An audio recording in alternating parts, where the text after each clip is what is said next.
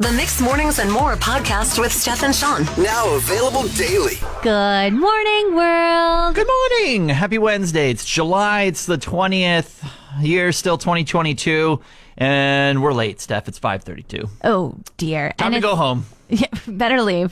Just failing from the start. Yep.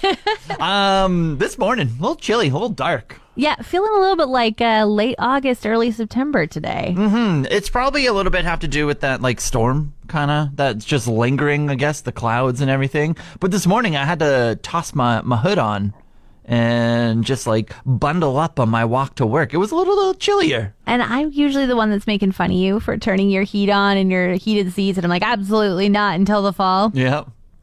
And I turned my heat on this morning. Yes. It was so to cold. the dark side. You're going to do it again and again and again. As soon as I got here, though, like I had to have a giant glass of water because I felt like all of the dust that's been collecting in my heat vents was just like, oh, here you go.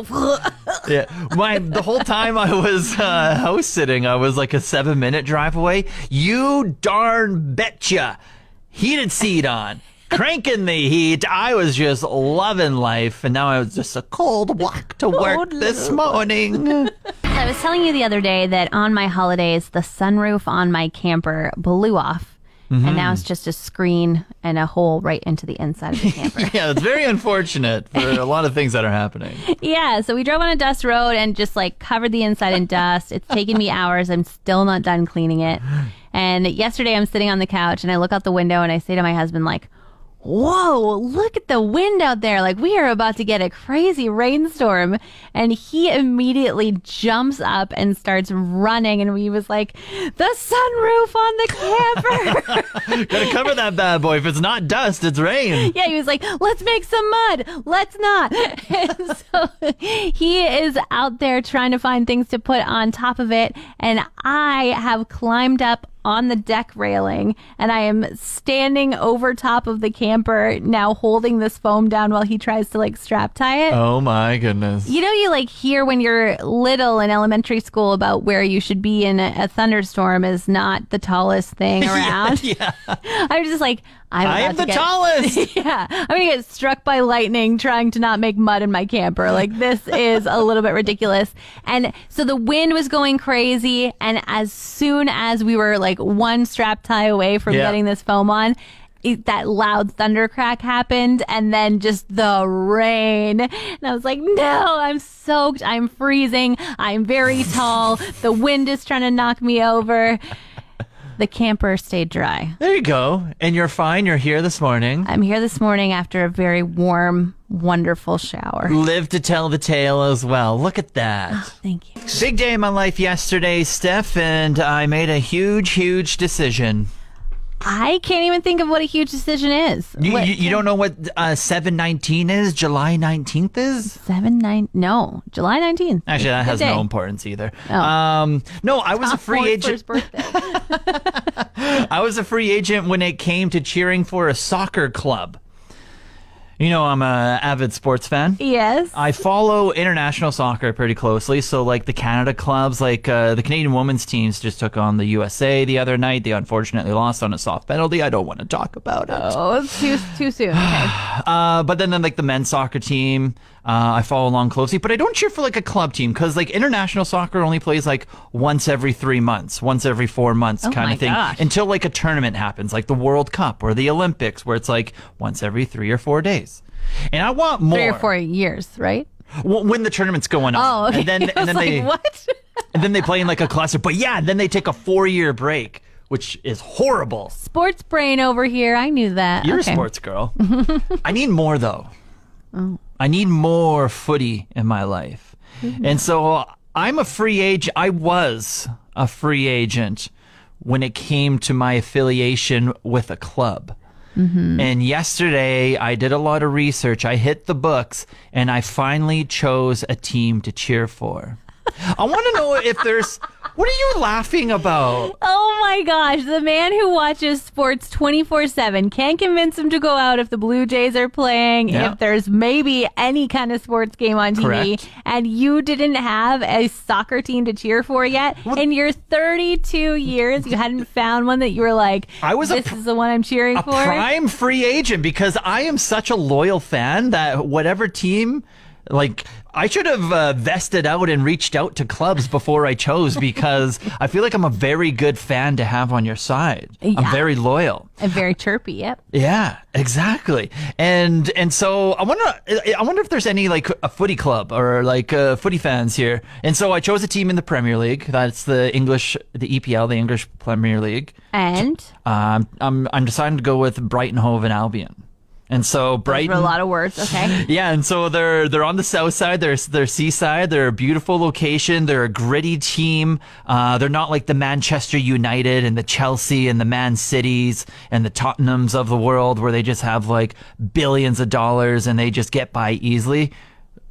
Brighton's gritty. They're middle of the pack. They showed promise. They just blue collar, represent me well. So if there's any other footy fans out there, let's get together. Yeah, and wear your jersey, because Shawn's not wearing his today. Whoa! Oh, shots fired. You know when you have a friend and you meet up for coffee and you haven't seen them in like a year, and you're just like, it's like no time has passed. It's so easy to just catch up with you. Mm-hmm. Yeah, you kind of see glimpses of like the highlights in their life, and then you just, I don't know, for myself, just like dive deeper and be like, oh, I saw you posted about that like festival. What was that like? Where'd you go? Who'd you go with? Well, I feel like that's like the conversation starter. Like, it's like, isn't like any time has passed, and I get a life update from you every time you post. So all of a sudden, you know exactly what's happened in their lives. Like, you don't have to be like, what have you been doing for the last 5 years? Sorry, I haven't called. It's like, I know exactly what you've been up to. No worries. Yeah, and I think a cool thing is that you can show interest in their life. You can show that you care about them, and even though you haven't seen them in a while.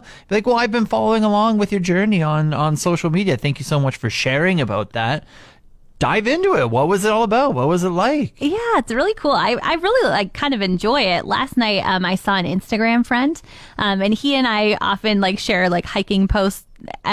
Basically, we just like each other posts all the time. But he was in line behind me at the movies last night, and he was like, "Oh, you were at Slave Lake last week," and I was like, "Yes, we've literally only met 3 times in person." Oh, yeah. But it's just so nice. Like, I was like, we know so much about each other, basically, that we both like the outdoors. But I really loved having a little friend that kind of had a window into my life, even though we never get to see each other. Yeah, it's just like it's like using a hashtag almost. You find mutual interests in that way, and even if it seems like they are like a friend you've never met before, you kind of have met them virtually, and you just get to share all those common interests, and then to finally catch up in person has to be real fun. Yeah, so there's a win for social media today. Let's give it a little pat on the back. Thanks for keeping us updated.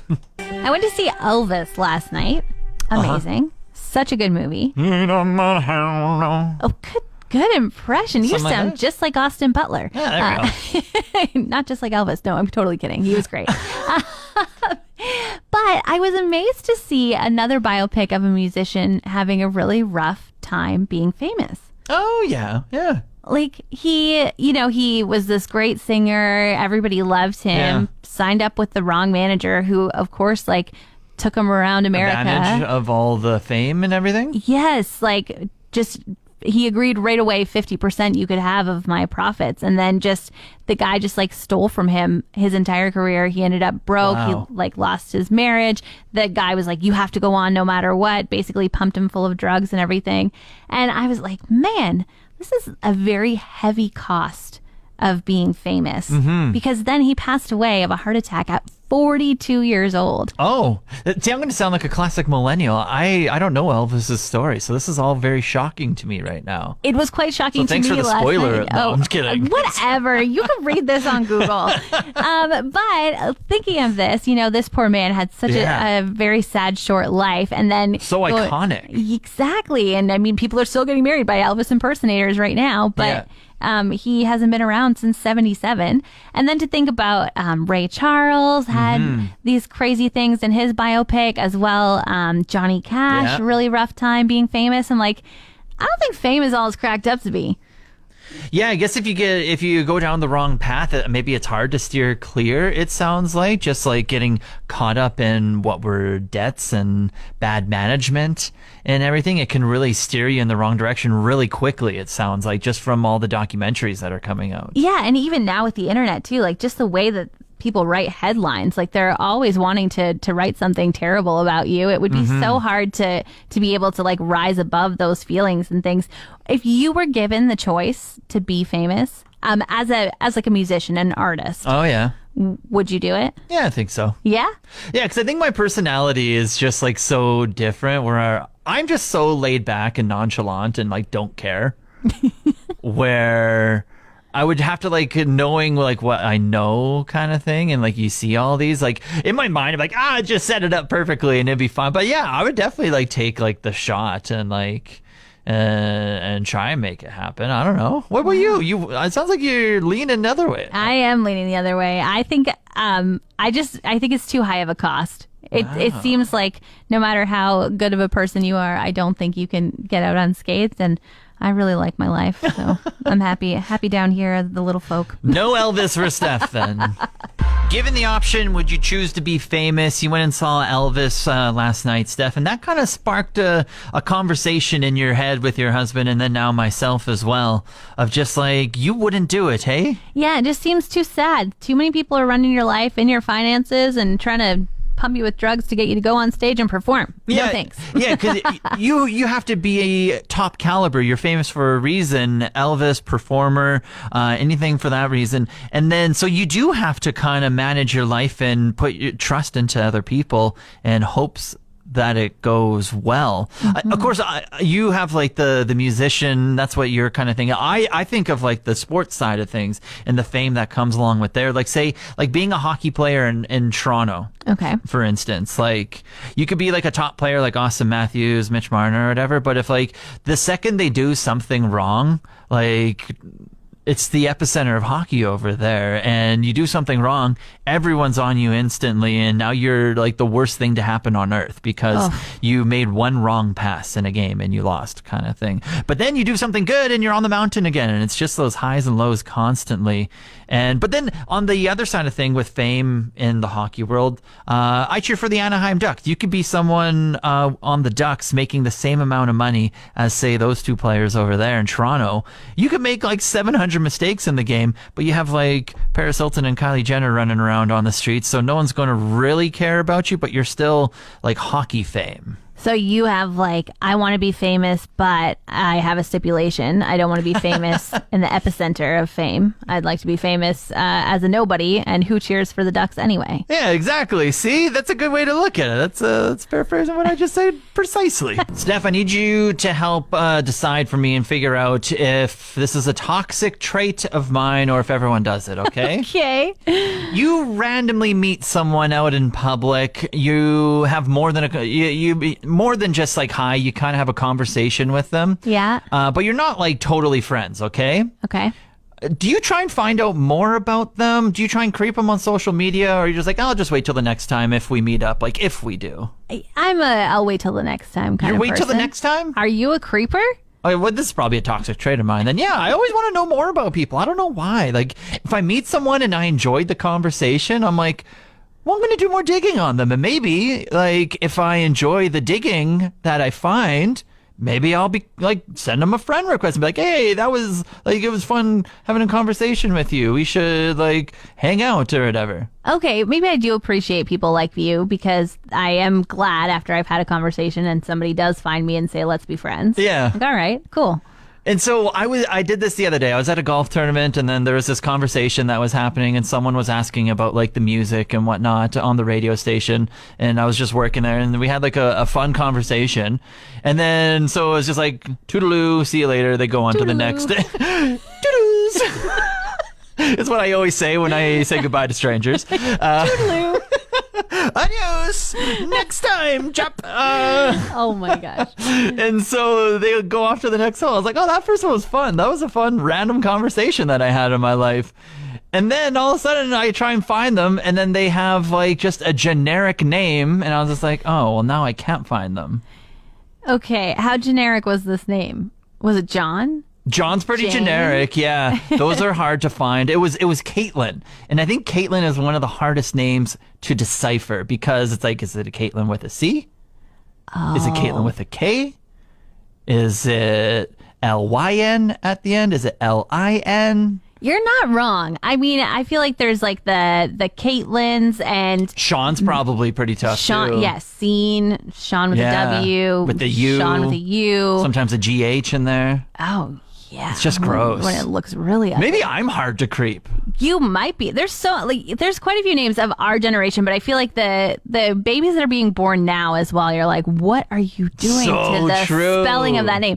That is when the test is really going to come in. Like Emerson spelled with like SYN, SON, SAN. Like, what is happening? Yeah. So anyways, I'm a creep. If you meet me, I'm probably looking you up after. Want more of today's show? Download the Mixed Mornings and More podcast. Now available every weekday.